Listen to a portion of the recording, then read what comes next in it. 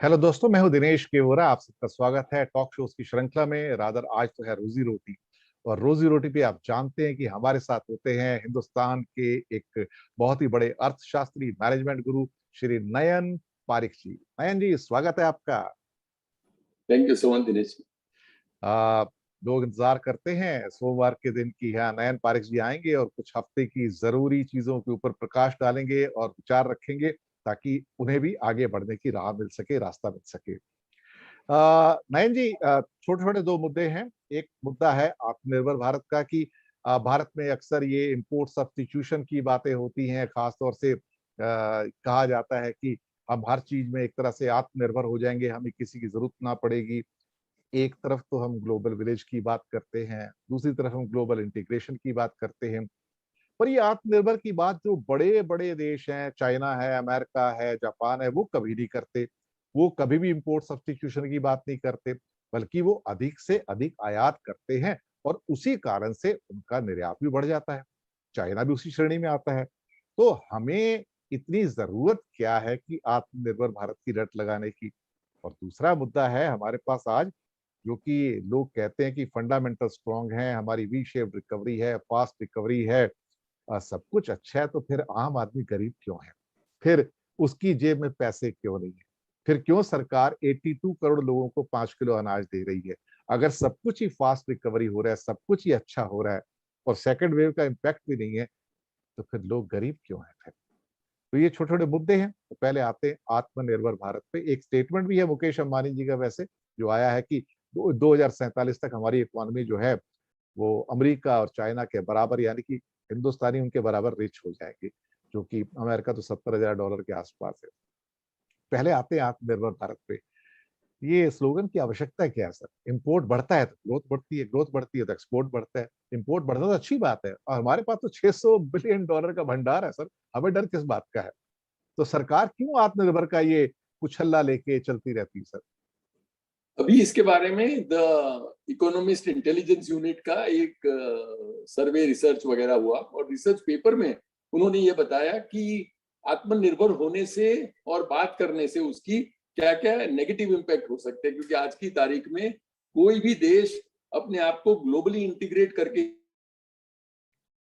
आप समझ रहे हैं कि आप में पूरा विश्व बन जाए, तो वो पॉसिबल नहीं है। आई जी। थिंक आप जितना विश्व के साथ व्यापार करते हैं, जितना जी। इंपोर्ट करते हैं, एक्सपोर्ट करते हैं, आपके यहाँ जो इंपोर्ट होता है वो किसी का एक्सपोर्ट होता है। जी। तो आप जब पूरे वर्ल्ड की जो कॉम्पिटिटिव स्ट्रेंथ है उसका एडवांटेज लेते हैं, तो यदि बांग्लादेश किसी बात में स्ट्रांग है, तो वहां मैं अपने आप यहाँ प्रोड्यूस करता हूँ और उनसे कम क्वालिटी की चीज ज्यादा कॉस्ट में प्रोड्यूस करके अपनी यूज करता हूँ, या बांग्लादेश की इंपोर्ट करता हूं। तो इसमें जो है वो अच्छी बात क्या है कि जो भी पूरे विश्व में मोस्ट कॉम्पिटिटिव प्लेस है, वहां से हम चीज सोर्स करें, और जिसमें हमारी एक यूनिक कॉम्पिटिटिव एडवांटेज है वो बना के हम पूरे विश्व को वो दे। जैसे जी। हमारा आईटी का जो मैन पावर है वो विश्व में एक सबसे ज्यादा कॉम्पिटिटिव है। तो जी। हम अपने आप को आईटी मैन पावर सप्लायर के तौर पे एक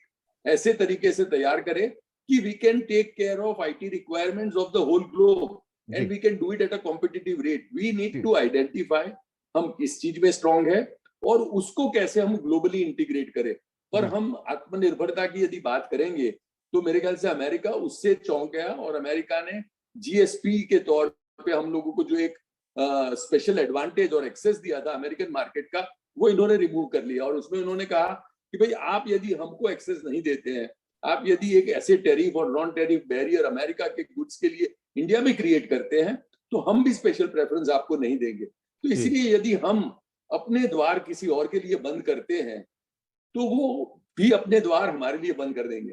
और मेरे ख्याल से ग्लोबली इंटीग्रेट करने में हम लोगों ने जो पिछले कई सालों से इकोनॉमिक रिफॉर्म के रास्ते पे जो अपनी सफर चालू की है, उसमें मैं समझ रहा हूं कि हम यदि ग्लोबली अपने आप को इंटीग्रेट करें, ग्लोबली एक अपने आप को पोजीशन करें, तो उससे हम लोगों को ज्यादा एडवांटेज होगा, बजाय कि हम अपने आप को स्ट्रांग जरूर करें, पर आत्मनिर्भर से यदि हम ये करते हैं कि हमको दूसरे पे कोई डिपेंडेंस नहीं है और हम दूसरे से कोई इंपोर्ट नहीं करेंगे, तो वो मेरे ख्याल से एक रिट्रोग्रेड स्टेप हो जाएगा। वो अपने आप के खून में अपने आप को बंद करने वाला मामला हो जाएगा। और वो मेरे ख्याल से हमारे लिए एडवांटेज से ज्यादा डिसएडवांटेज रूप हो सकता है। अभी वैसे भी अमेरिका के विदेश मंत्री ब्लिंकन साहब हिंदुस्तान आ रहे हैं, और उसके अंदर जो कुछ और आइटम्स के अलावा ट्रेड के बारे में भी कुछ बातें होने की संभावनाएं हैं कि अमेरिका WTO के अंदर खास तौर से इंडिया की जो प्रोटेक्शनिस्ट पॉलिसीज हैं और जो हायर टैरिफ्स हैं इंपोर्ट के ऊपर, उसकी चर्चा भी लगातार करता रहा है देखा जाए तो कहीं ना कहीं भारत को भी थोड़ा अंदर झांकने की जरूरत तो है इसके अंदर की इतनी बड़ी वॉल्स अगर आप खड़ी कर देंगे तो फिर वो अच्छा तो नहीं है। अभी मैं एक छोटा सा एग्जांपल दूंगा सर आपको मैं, कि बांग्लादेश भारत को जूट का निर्यात करता है। अब भारत का निर्यात बांग्लादेश को लगभग इस साल जो हुआ है वो $12 बिलियन हुआ है, और Bangladesh has become the 5th biggest destination of export for India. और वहां से जो हम इंपोर्ट करते हैं वो मुश्किल से 1 या $1.25 बिलियन का करते हैं टोटल, यानी कि एक्सपोर्ट हमारा मोर देन 10 टाइम्स है बांग्लादेश को। उसमें से भी एक छोटा सा हिस्सा है जूट का जो बांग्लादेश से इंडिया में आता है। अब उसके ऊपर भी इंडिया ने एंटी डंपिंग ड्यूटी लगाई हुई है। अब देखिए, आपका वो पड़ोसी है, आपका एक्सपोर्ट 10 गुना है, भारत के लोग वहां पर जाते हैं, तो एक पड़ोसी होने के नाते अब उनको अब छोटी कंसेशन दे सकते हैं, और उनको गुस्सा आता है।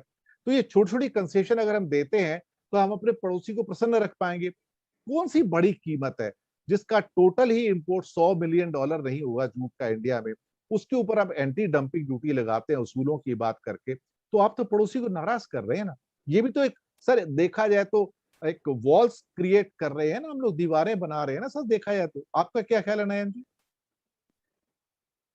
बिल्कुल, मुझे तो लग रहा है कि जैसे यूरोपियन देश देखिए अपने आप में एक इकट्ठा होकर यूरोपियन ब्लॉक क्रिएट कर रहे हैं कि भाई जी यूरोप में आप EU में कुछ ना कुछ अपना इंपोर्ट एक्सपोर्ट करना हो तो आपके लिए कोई भी बैरियर नहीं रहेंगे।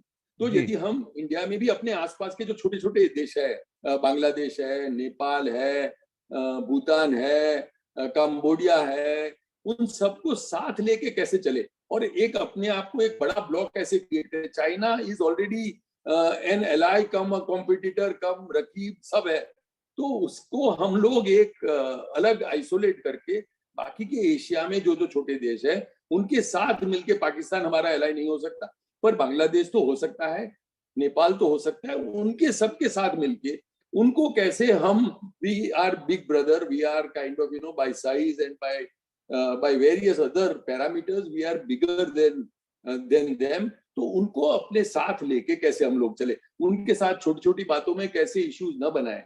और हम लोग यदि पूरा एक ब्लॉक क्रिएट करते हैं तो उसमें बांग्लादेश को और हमको भी एडवांटेज है। जैसे हमने कहा हम तो एक्सपोर्ट बहुत ज्यादा करते हैं उनसे, तो हम उनसे ज्यादा पाते हैं in terms of global business, then हम उनको देते हैं। तो मैं समझ रहा हूँ कि इसमें जैसे आपने कहा हम लोगों को एक अपना जो भी हम लोग ब्लॉक्स में और एक लार्जर एंटिटी बनाने में कहीं स्लो है, जी और उसमें भी यदि हम आत्मनिर्भर भारत की बात करेंगे तो और अपने आप को आइसोलेट कर लेंगे, जी तो जी उसकी जी जगह हम ग्लोबली पूरा अपने आप को इंटीग्रेट करें।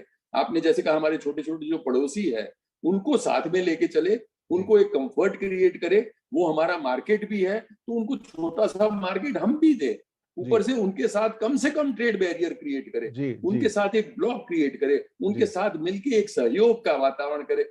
हम लोग जी सार्क वगैरह की बहुत बातें करी है हम लोगों ने, जी उसमें कुछ ऐसा और भी आगे स्टेप ले जिसकी वजह से ये एंटी डंपिंग वगैरह की तो कोई बात ही न रहे, ऊपर से हम लोग उनको एनकरेज करें कि हम साथ साथ में we have advantage of freight, क्योंकि आसपास है, हम लोगों को फ्रेट की ज्यादा कॉस्ट नहीं है, we can be more competitive to our nearby countries, they could be more competitive to us. तो हम लोग उनसे वो सब चीजें ले जो उनको नेचुरली एडवांटेज है, जूट वगैरह वो बनाने में उनको फायदा है, वो वहां बनाते हैं, तो हम लोग उसका एक एडवांटेज लेके कुछ उनको एनकरेज करें कि वहां हमको एक्सपोर्ट करें। हम उनको कई चीजें एक्सपोर्ट करते हैं, तो मेरे ख्याल से उनके साथ एक पड़ोसी देश के रूप में एक अच्छा ब्लॉक बनाएं, एक अच्छा गुडविल क्रिएट करें। I think that would be the way forward. बिल्कुल, हम एक खास तौर से एक एपिसोड करेंगे जिसमें हम ये इस बात को उठाएंगे। 15 साल से एक इशू चल रहा है, सिर्फ 30 सेकंड में खत्म करूंगा इसको।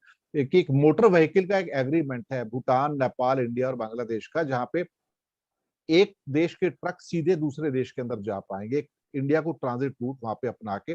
और वही फाइनलाइज नहीं हो रहा है, उसको 15 वर्ष हो गए आज की डेट में देखा जाए। तो अगर आप इसको ईयू की तरह बनाना चाहते हैं तो फिर आपको ये चीजें जल्दी करनी पड़ेगी, इतनी देर नहीं उचित होती है। आप 15 साल तक समझौते नहीं करते हैं तो बहुत दिक्कत हो जाती है। चलिए आगे बढ़ते हैं दूसरे मुद्दे की तरफ। बहुत सारी बातें निकल कर आ रही हैं कि अलग अलग भारत सरकार में जो एक्सपर्ट्स हैं, कुछ अर्थशास्त्री भी कहते हैं कि भारत के जो फंडामेंटल है बहुत स्ट्रांग है, वी शेप्ड रिकवरी है, फास्टर रिकवरी है, सब कुछ अच्छा हो रहा है। सर सब कुछ अच्छा हो रहा है तो फिर 82 करोड़ लोगों को फ्री अनाज क्यों दिया जा रहा है? फिर मैं भारत का आम आदमी गरीब क्यों हूं सर? अगर इतनी ही अच्छी इकोनॉमी की हालत है तो फिर पेट्रोल से सिर्फ 4 लाख करोड़ की एक्साइज ड्यूटी क्यों कलेक्ट की जा रही है? अगर इतना ही सब कुछ अच्छा है तो फिर आम आदमी की हालत पर कैपिटा इनकम में बांग्लादेश से भी $280 नीचे क्यों है सर? ये कौन सी वी शेप रिकवरी है जो हमारे लिए मायने नहीं रखती, शायद चंद लोगों के लिए मायने रखती है? इसके ऊपर आपकी टिप्पणी सर। एक तो मैं समझ रहा हूँ दिनेश जी कि जो हम लोग वी शेप बोल रहे हैं वो वी शेप है या एक डब्ल्यू शेप है या एक दूसरी लहर का एक असर भी है। वो एक बहस की बात है कि हम लोग कैसे इसको देखते हैं रिकवरी को। पर आप जो कह रहे हैं लोगों की जो तकलीफ है उससे एक बात फलित होती है कि हमारे यहाँ इनइक्वालिटी ऑफ इनकम बढ़ रही है दिन ब दिन। हमारे यहाँ जो पैसे वाले हैं वो पैसे वाले हो रहे हैं, जैसे आपने कहा मुकेश अंबानी जी मान रहे हैं कि हमारा ग्रोथ 25 साल में ऐसा हो जाएगा कि हम लोग अमेरिका के बरोबर या चाइना के बरोबर पहुंच जाएंगे, शायद उनको भी ओवरटेक कर लेंगे। मेरे ख्याल से मुकेश अंबानी जी तो आज की तारीख में भी अमेरिकन इकोनॉमी के साथ अपना लोहा ले सकते हैं, अपना लोहा ले अपना बल अपना दिखा बल सकते हैं। हाँ दिखा सकते हैं। इनफैक्ट अमेरिका की बड़ी बड़ी कंपनीज को वो अपने यहाँ इक्विटी के तौर पे ले आए हैं और हम सबको फक्र है उनपे कि उनपे जो वो प्रोग्रेस कर रहे हैं, जो उनकी विजन है वो हम सबको पसंद है। पर उसके साथ की एक रियलिटी हम लोगों को ये भी समझने की जरूरत है कि अमेरिका में सबसे अमीर और सबसे गरीब वाले के पास भी जो एक बेसिक फैसिलिटीज है वो हमारे रोजी रोटी के मित्र को और हर एक भारतीय को कैसे नसीब होगी। हर एक के पास कैसे हम रोटी कपड़ा मकान जो बेसिक है वो कैसे दे पाएंगे। जैसे आपने कहा हम यार यदि जीडीपी अपना जो पर कैपिटा $2000 ही है तो उसके तौर पे हम कुछ एक गरीब देशों में आएंगे, हम लोग कैसे अपना प्रोग्रेस करके ऊपर उठ सकते हैं वो हमारे लिए ज्यादा महत्वपूर्ण है। हमारे लिए ज्यादा महत्वपूर्ण है कि हमारे जो इंडियंस है जिनको की 2 वक्त की रोटी के लिए रोजी के लिए सरकार पे निर्भर होना पड़ता है, उनको फ्री अनाज पे निर्भर होना पड़ता है, उनको जो रोजी है उनकी वो भी छूटी जा रही है। मेरे ख्याल से हम लोगों ने एक अपने अगले एपिसोड में देखा था कि एमएसएमई सेक्टर में 50% से भी ज्यादा यूनिट्स ने अपनी एम्प्लॉयमेंट कम की थी और हमारी इकोनॉमी की बैकबोन जो है वो एमएसएमई सेक्टर है। हमारे एक्सपोर्ट की बैकबोन एमएसएमई सेक्टर है, वो ज्यादा लोगों को एम्प्लॉयमेंट देती है, वो ज्यादा एक्सपोर्ट करती है। यदि उनको हम लोग स्ट्रॉन्ग नहीं कर पाते, यदि वो एम्प्लॉयमेंट में से कम सोचते हैं कि वे लोगों को कम करे या किसी ने कम कर भी दिए हैं लोगों, तो मेरे ख्याल से रोजी और रोटी दोनों में इंडियंस को दिक्कत आती है। और ये जो है वो एक ऐसा मुद्दा है कि जो लोगों को सीधे तरीके से हर रोज की रोजमर्रा जिंदगी में परेशान करता है। और ये हमारा सबका कंसर्न होना चाहिए कि ये जो पॉवर्टी लाइन के आसपास के हमारे सब मेजॉरिटी ऑफ पॉपुलेशन है उनको हम लोग कैसे ऊपर उठाएं। पर मेरे ख्याल से ये जो महामारी के कारण पिछले 1-1.5 साल से हम जो रियलिटी फेस कर रहे हैं वो ये कि हम लोग जो बड़ी मुश्किल से बिलो पॉवर्टी लाइन को पॉवर्टी लाइन के ऊपर ले जाने की कोशिश कर रहे थे, उसमें मेरे ख्याल से कई हमारे जो मित्र है वो बिलो पॉवर्टी लाइन की ओर फिर मेरे ख्याल से अपने आप को पाएंगे। उसके लिए हम लोग क्या करें, उन लोगों को कैसे मदद करें, वो मेरे ख्याल से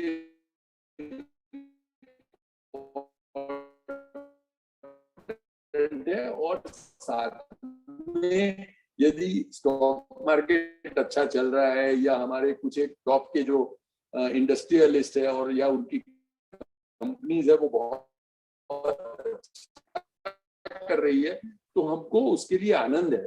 छूटे जा रहे हैं उनको कैसे हम जल्द से जल्द एटलीस्ट एक बेसिक और अपनी जिंदगी एक सेल्फ रिस्पेक्ट के साथ गुजार सके। हर को काम करने की जरूरत है, हमको जो अपॉर्चुनिटीज प्रोवाइड करने की जरूरत है, हमको इकोनॉमी को जो स्ट्रेंथन करने की जरूरत है, मेरे ख्याल से इसको हम नजरअंदाज नहीं कर सकते जस्ट बिल्कुल जी। Because stock markets are behaving well, just because कुछ एक यूनिट्स हमारे अच्छे चल रहे हैं, कुछ एक इकोनॉमी के पार्ट वाली जो कंपनीज अच्छी कर रही है, वो अच्छी बात है, पर इस पे ध्यान देना बहुत जरूरी है। बिल्कुल सही कहा आपने। और मुकेश अंबानी जी ने एक और भी बात कही थी कि इनइक्वालिटी खत्म नहीं हुई है, बल्कि हम तो कहेंगे इनइक्वालिटी और बढ़ गई है। अमीर और अमीर हो गया है, और गरीब जो है वो, हालांकि तरक्की तो हुई है पिछले 75 सालों में, ऐसी बात नहीं है, लेकिन अपेक्षाकृत बहुत कम हुई है, तो उसमें काफी सुधार की जरूरत थी। तो दोस्तों, ये था एक छोटा सा एपिसोड आज का रोजी रोटी का। दो महत्वपूर्ण मुद्दे उसके अंदर हमने उठाए। और जाने से पहले एक छोटी सी कोई भी टिप्पणी या कोई भी बात नयन जी कहना चाहें जो रह गई हो, तो उसको पूरा कर सकते हैं। मैं समझ रहा हूँ कि इकोनॉमी जैसे ये चैलेंजेस फेस कर रही है, उसमें जी हमारे रोजी रोटी देखने वाले जो मित्र हैं, जी उनको अपने आप को स्किल के मामले में, अपने आप को जो एक रोजी और रोटी उनकी छूट न जाए, उसके लिए जो काम करने की जरूरत है, they need to reskill themselves. तो हर एक को एक ऑल्टरनेटिव अपनी स्किल बिल्ड करनी पड़ेगी। जी एक मेन स्किल से यदि आपको काम नहीं मिल रहा है, आपकी रोजी रोटी छीन रही है आपसे, तो आपको एक ऑल्टरनेटिव स्किल कैसे बिल्डअप करे। सरकार पे एक अपेक्षा रखना अलग बात है, पर हम सब जानते हैं कि सरकारें कितना डिलीवर हम सबको कर पाती है।